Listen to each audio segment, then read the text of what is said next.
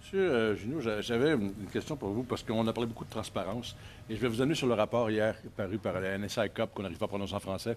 Vous savez, les gens aujourd'hui disaient qu'on donne le nom des parlementaires. Vous savez, et on ne peut pas faire ça. Il y a la loi sur la classification des informations et ainsi de suite. Mais le nécessaire secret à l'accomplissement de la mission de ce comité et la volonté de transparence, comment est-ce qu'on concilie ces deux impératifs-là qui peuvent sembler paradoxaux?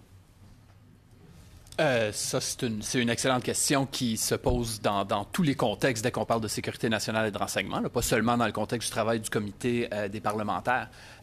Il y a plusieurs éléments à cette réponse-là. Je pense que tout en respectant les impératifs des différents niveaux de classification, il y a beaucoup d'informations, d'après moi, qui peut être rendues publiques et qui ne l'est pas.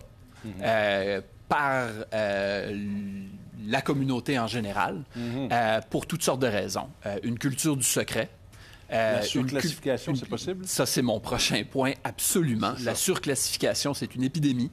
Au gouvernement canadien et dans les autres gouvernements aussi. On n'est pas du tout unique comme ça. Une culture d'aversion au risque, où, et là je simplifie massivement, mais on se fait pénaliser pour avoir relâché par erreur de l'information qui n'aurait pas dû l'être, alors qu'on ne se fait pas pénaliser pour avoir surclassifié. Donc, le système d'incitatif est complètement penché dans ce sens-là. Une absence de clarté aussi. C'est une chose de dire à des employés du SRS ou de la GRC, soyez transparents. En pratique, qu'est-ce que ça veut dire? Sous quelle autorité? Qu'est-ce qu'on dit? Qu'est-ce qu'on ne dit pas? Est-ce qu'on est protégé par nos patrons? Est-ce qu'on est protégé par le niveau politique? Parce que des fois, c'est pas au niveau de la bureaucratie, c'est au niveau politique que la résistance va avoir lieu, pas pour des raisons de sécurité, mais pour des raisons d'éviter l'embarras politique que le relâchement d'informations pourrait mener. Alors, la question que vous posez est extrêmement importante et elle est au cœur de tous les débats sur la transparence.